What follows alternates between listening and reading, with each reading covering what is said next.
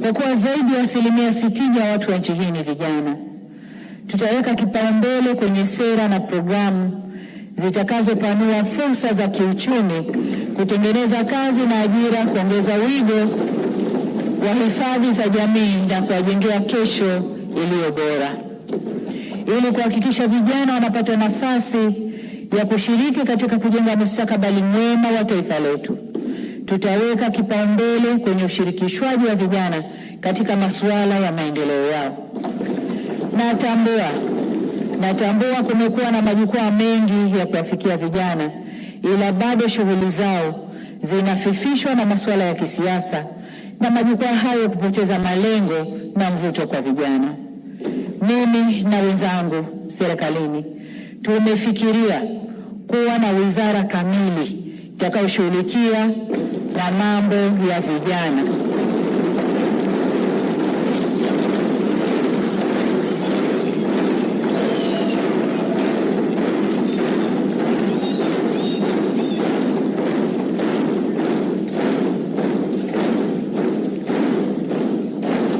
Asante sana waheshimiwa wabunge. Tumeamua kuwa na wizara kamili badala ya kuwa na idara ndani ya wizara yenye mambo mengi. Vile vile ninafikiria kuwa na washauri wa masuala ya vijana ndani ya ofisi ya Rais.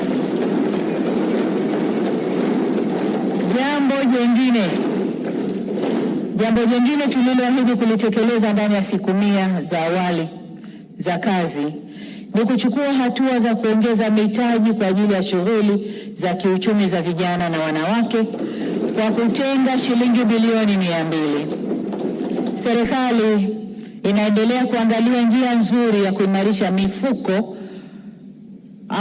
huo kwa lengo la kuongeza ufanisi kwa walengwa. Aidha, kwa kushirikiana na sekta binafsi, tutaanzisha madirisha ya uwekezaji kwa vijana, yani Youth Investment Windows. Madirisha haya yatatoa mikopo nafuu na mitaji ya uwekezaji kwa biashara za vijana. ST Bongo, nyumbani kwanza.